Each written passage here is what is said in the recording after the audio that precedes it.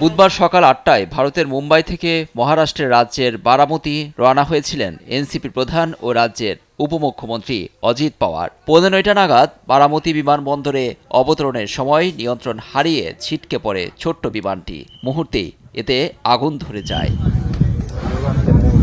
দুমড়ে মুচড়ে যাওয়া ছোট্ট বিমানটির কালো ধোঁয়া ছড়িয়ে পড়ে আশপাশে।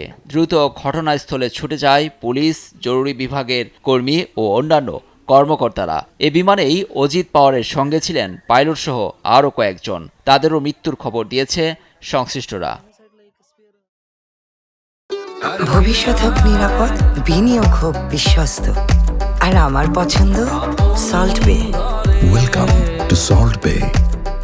এদিন 4টি নির্বাচনী জনসভায় ভাষণ দেওয়ার কথা ছিল ভারতের ৬৬ বছর বয়সী রাজনীতিবিদ অজিত পাওয়ারের, কিন্তু কে জানতো এটিই ছিল তার শেষ যাত্রা। কিভাবে দুর্ঘটনা ঘটল তার বিস্তারিত কারণ অনুসন্ধানে তদন্তে নেমেছে প্রশাসন।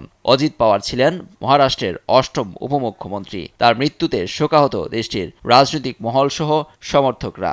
শোক বার্তা দিয়েছেন প্রধানমন্ত্রী নরেন্দ্র মোদী। লিয়ারজেট 45 মডেলের বিমানটি অতীতেও দুর্ঘটনার কবলে পড়েছিল। 2023-এর সেপ্টেম্বরে মুম্বাইয়ের উদ্দেশ্যে ওড়ার সময় দুর্ঘটনায় পড়ে। লুৎফর কবির, নিউজ ডেস্ক, দেশ টিভি।